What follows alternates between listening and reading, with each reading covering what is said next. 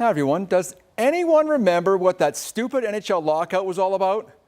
Over $360 million was spent today on player salaries, never mind all the money wasted in lucrative buyouts over the past week.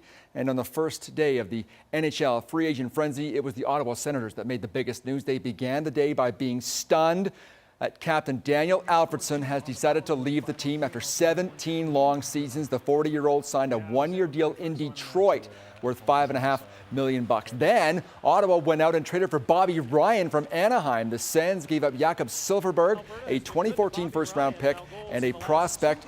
What a day in the nation's capital. Now, the Calgary Flames did most of their work prior to today, but they were able to officially announce the signing of goaltender Kari Ramo. It's a 2-year contract with a cap hit of $2.75 million. He'd been playing in Russia.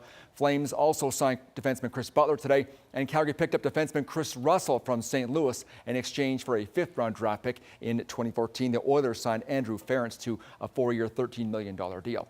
Lethbridge Bulls had one of their best games of the season last night. The Bulls exploded for 17 runs and destroyed the Weyburn Beavers 17-5. It was 15-2 after 2 innings. The Bulls have won 3 in a row now. Same 2 teams played tonight at Spitz Stadium. Also last night, the Mavericks won their 10th straight game, 7-3 over Saskatoon. The Mavs are idle this evening, and the Medicine Hat Knights will host their annual American Legion A Spitz tournament this weekend at Jeffries and McCoy ballparks.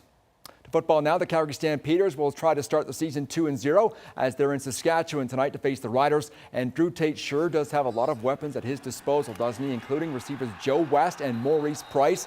The two are looking like they could be a dynamic duo for the Stamps for years to come.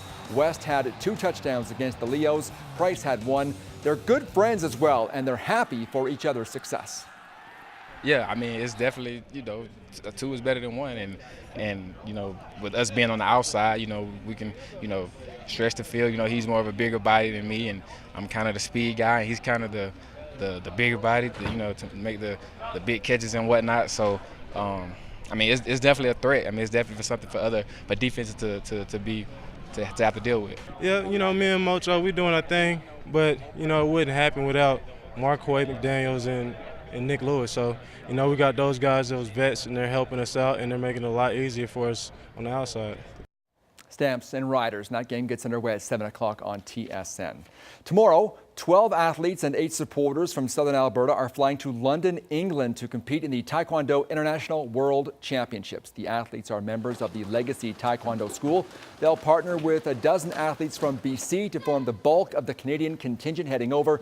Head instructor Master Darren Gibson says the team has been training hard and is well prepared. The competitors say they're nervous but excited.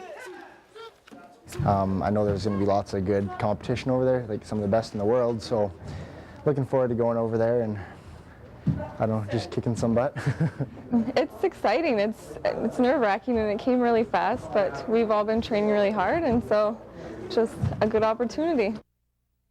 The competition involves 1,600 competitors from around the world. It takes place in Coventry, about 2 hours outside of London. Good luck. We'll keep you posted. Yeah.